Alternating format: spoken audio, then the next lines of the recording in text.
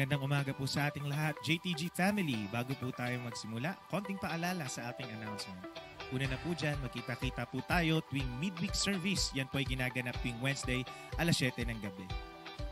Magsama-sama rin po tayo every month. Yung may Fuel Night Friday po natin yan ginaganap 7 p.m. dito po sa ating JTG GMA Hall.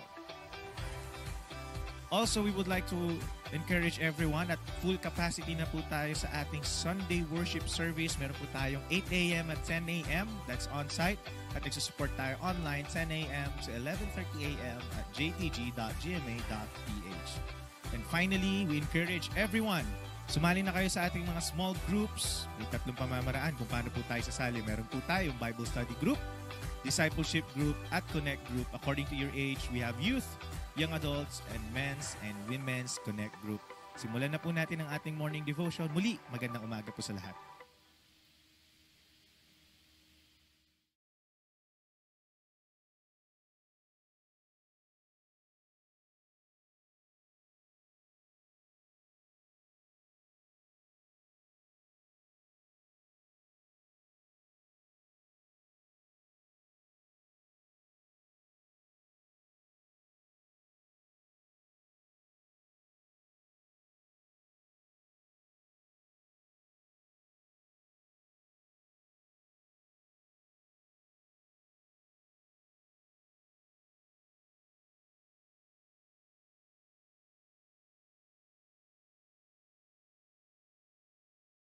Morning, everyone. We're going to worship the Lord today, and we know that you set your hearts to God, so please join us.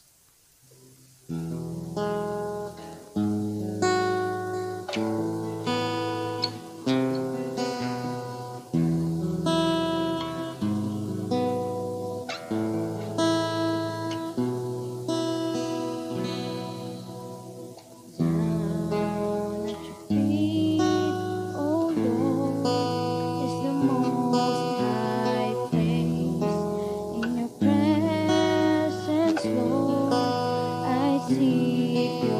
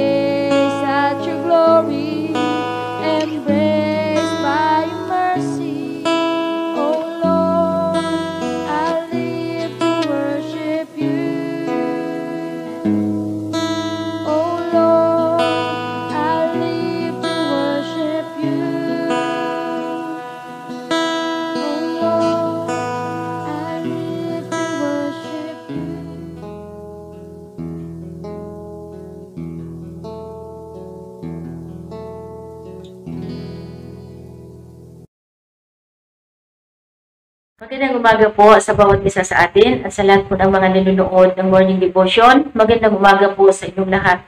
So sa umagang ito, bago po tayo magpatuloy na makinig ng mga salita ng Diyos, tayo po muna ay manalangin.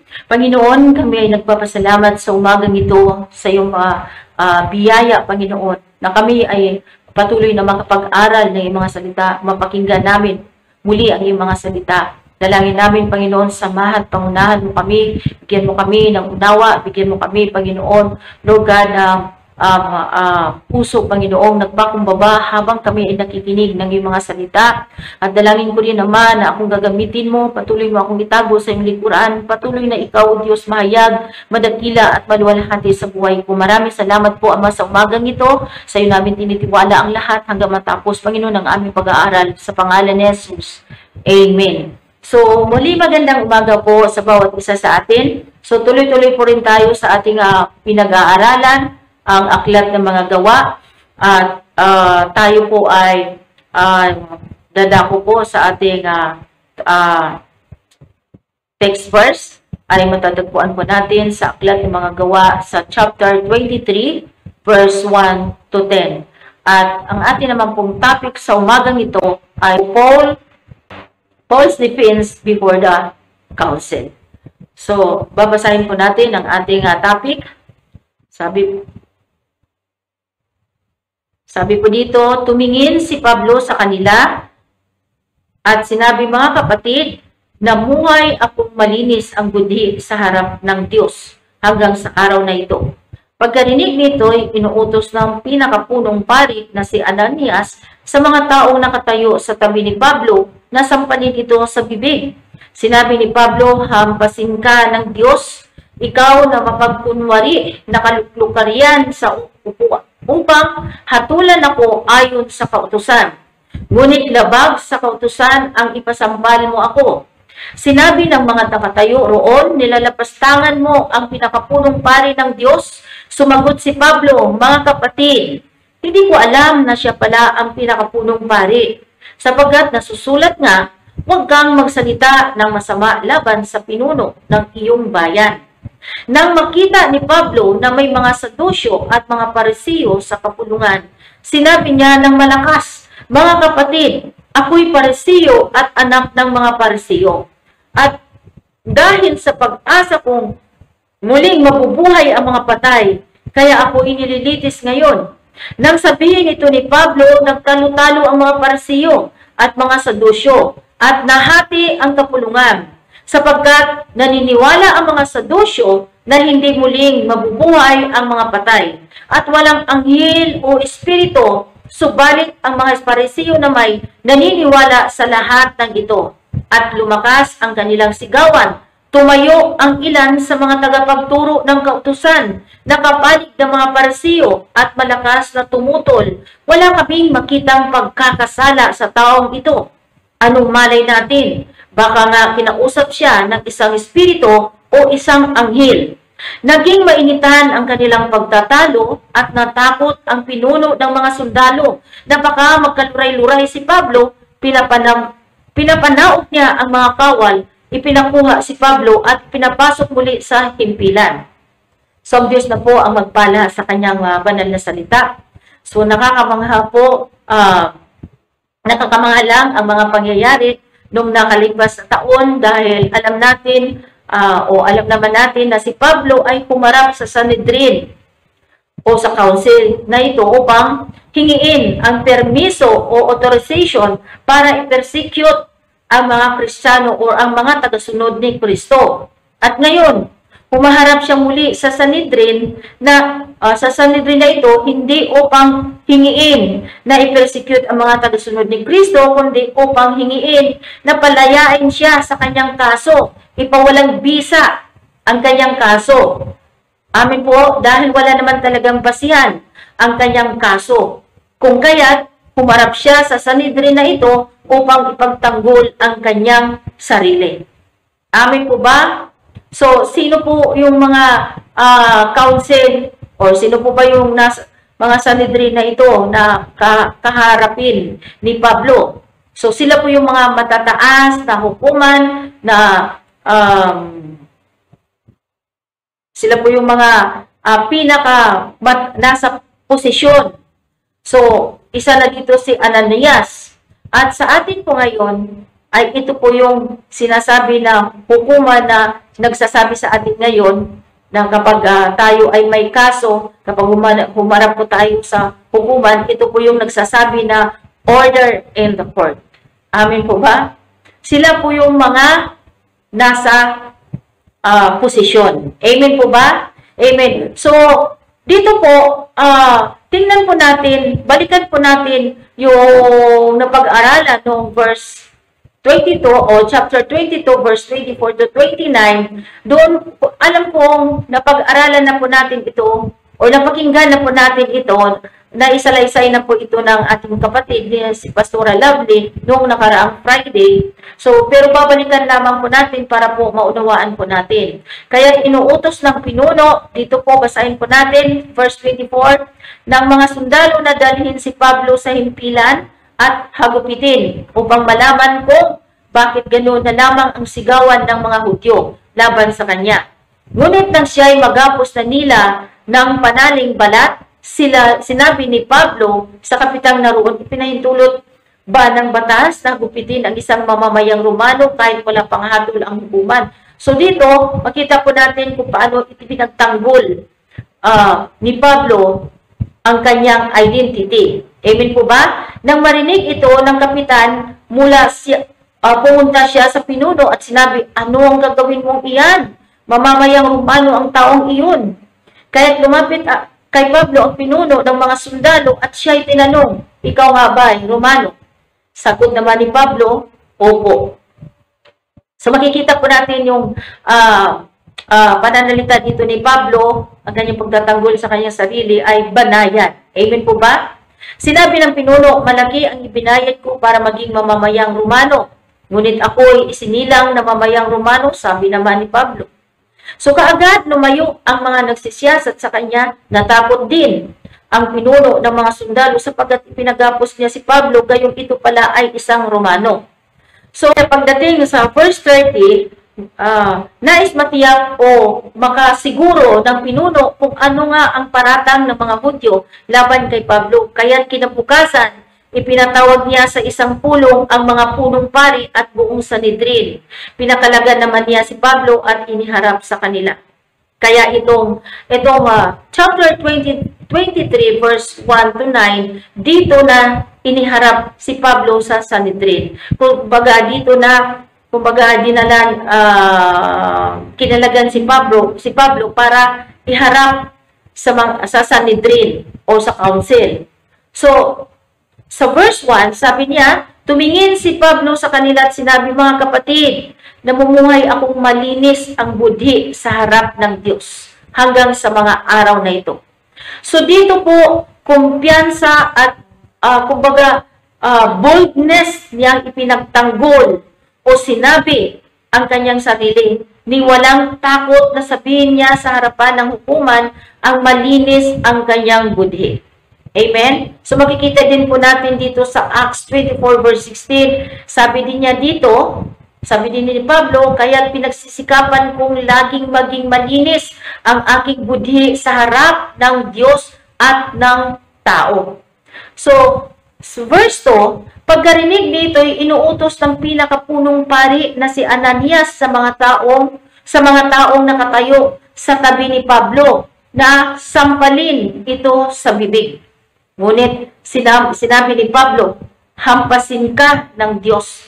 Ikaw na mapagkunwari, nakaluklok ka riyan upang hatulan ako ayon sa kautusan, ngunit labag sa kautusan ang ipasampal mo ako.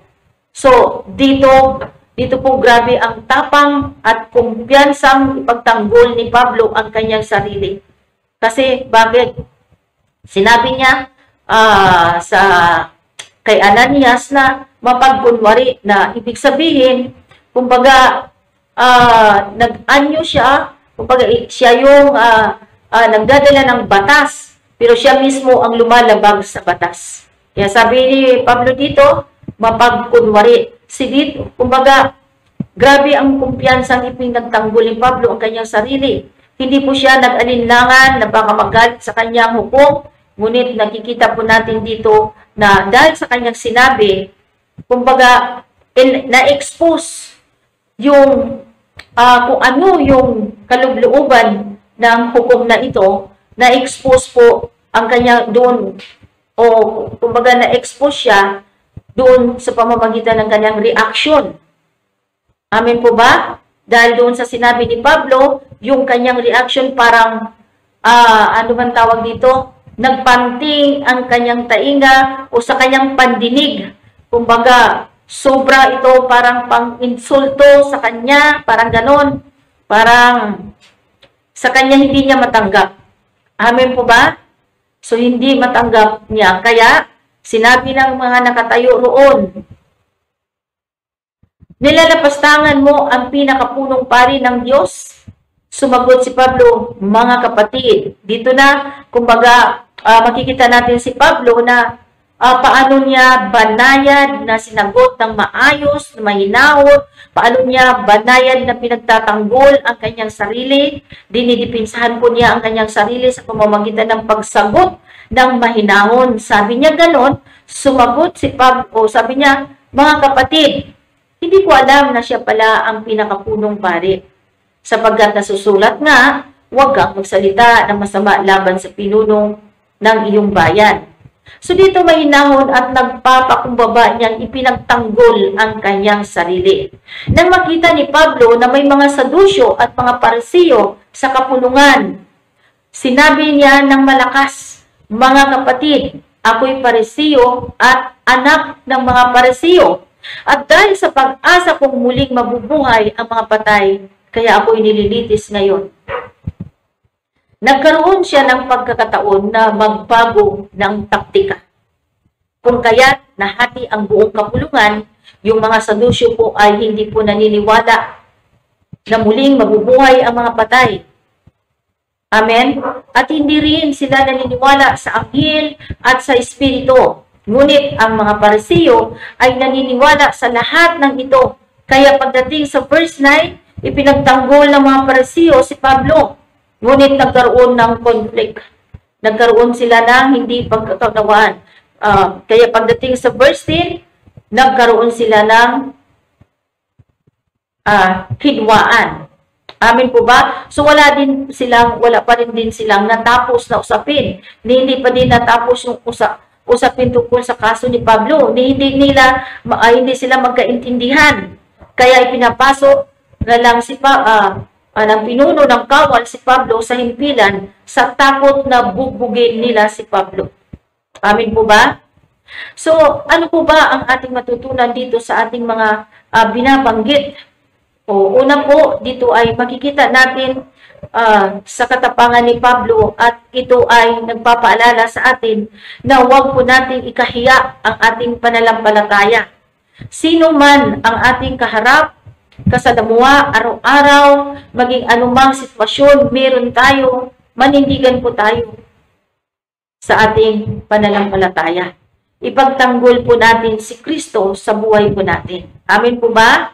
Amen. Dahil balang araw, haharap po tayo sa hukuman. Ngunit hindi sa hukuman ng tao, kundi sa hukuman ng Diyos.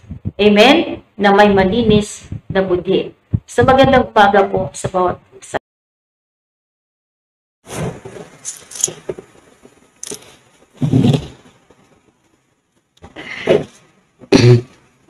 Tayo po ay manalangin. Panginoong Isus, sa oras na ito, Panginoon, patuloy akong magpapasalamat, Panginoon, sa mga salitang aming narinig, Panginoong Isus, Lord God, sa iyong lingkod, Panginoong Isus, Lord, danataas po namin sa panalangin, Panginoon, ang anak mo, ng hayag ng iyong mga salita, Panginoon, sa umagang ito, Panginoon, patuloy mo po kami nabayan at pagpalain, Panginoong Isus, Lord God. Lord, maraming salamat, Panginoong Isus, sa lingkod mo na ginamit sa paghahayag ng iyong mga salita. Panalangin po namin, Panginoong Isus, patuloy mong maisa puso, maisa isip, Panginoong Isus, ng mga tagapakinig ang mga bagong katuruan bagong kaalaman na aming naririnig, Panginoong Isus. Lord, patuloy na ikaw ang kumilos sa buhay ng iyong lingkod, Panginoon, na naghayag ng iyong mga salita.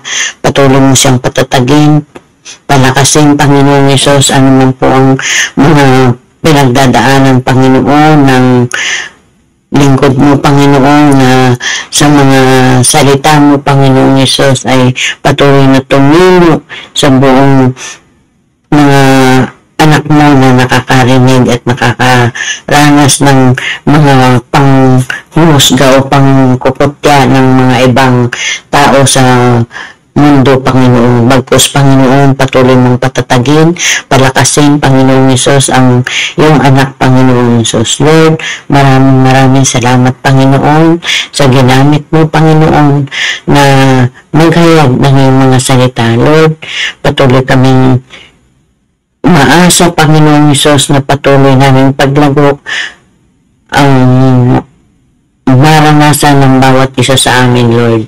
Maraming salamat, Panginoong Isus, Lord God, sa iyong presensya na patuloy na nalalahan sa aming mga puso at isipan, Panginoong Isus. Lord, maraming salamat. Patuloy ka namin pupurihin, dadakilain at sasambahin sa tanging pangalan mo, Panginoong Isus.